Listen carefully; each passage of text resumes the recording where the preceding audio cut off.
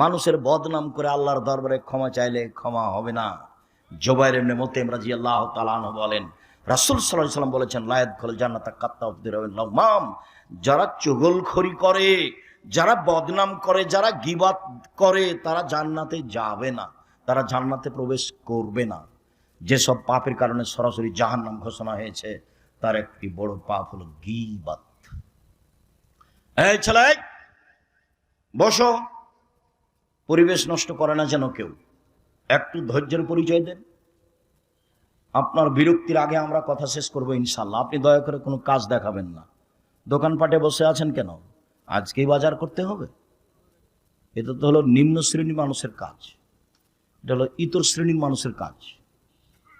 আপনিও বলবেন আব্দুর রাজ্জাক সাহেব আমাদেরকে নিম্ন শ্রেণীর ইতর শ্রেণীর বললেন। আরে আমি তো এই ভাষা বললাম, আল্লাহ এর চেয়ে বেশি করে বলেছে। আল্লাহ বলছেন, বুঝেও বুঝে না ওরা অন্তর আছে, বুঝে না, দেখেও দেখে না ওরা চক্ষু আছে, দেখে না, শোনেও শোনে না ওরা কান আছে, শোনে না।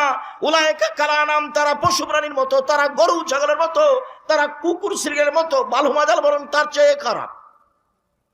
আমি এখানে কোরআন হাদিসের কথা বলছি, আপনি দোকানে বসে আড্ডা পিটেন। মানে কি বুঝাতে চান আপনি আমাকে? আজকে জিলাপি কিনতে হবে, আজকে মিষ্টি কিনতে হবে, আজকে ওখানে চা খেতে হবে, এই কোন হিসাব? এটাই মানবতা? একই ভালো বলা হয়? রাসূল সাল্লাল্লাহু আলাইহি ওয়াসাল্লাম বলছেন, সমাজের দায়িত্ব পালন করবে অধমের সন্তান অধম, লোকা ইবনে লোকা, অধমের সন্তান অধম। এটা হলো বাংলা ভাষা। আর এটা এলাকা হিসেবে ভাষা নিতে পারেন। তখন আমি বলেছি রংপুর, দিনাজপুর, লালমনিরহাট, নীলফামারী, কুড়িগ্রাম, পঞ্চগড়, ঠাকুরগাঁ, গাইবান্ধা, বগুড়া, জয়পুরহাট, এসব এলাকার ভাষায় সমাজের যেদিন লোক দায়িত্ব পালন করবে, বেন্যার বাচ্চা বেন্যা। আর চাঁপাইনবাবগঞ্জ, রাজশাহীর ভাষায় ছোট লোকের বাচ্চা ছোট লোক।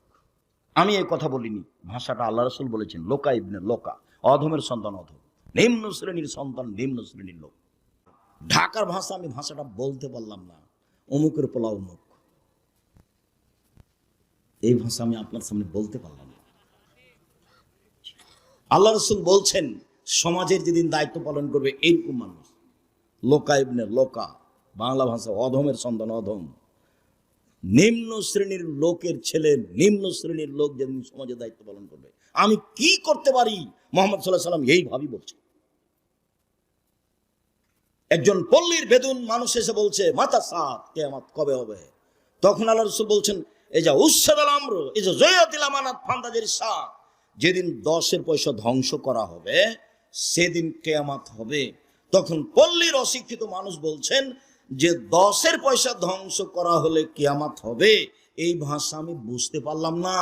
তখন আল্লাহ রাসূল বলছেন, এই যে উসসাদাল আমর ইলা গাইয়া আলী ফান্দাজের সাত, যেদিন দায়িত্ব অযোগ্য মানুষের হাতে তুলে দেওয়া হবে সেদিন কিয়ামত হবে।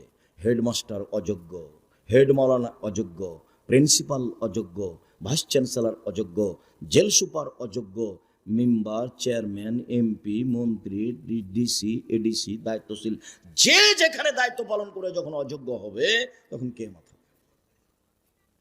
সব আত্মসাৎ করবে, টাকা মেরে খাবে, সেদিন কিয়ামত হবে।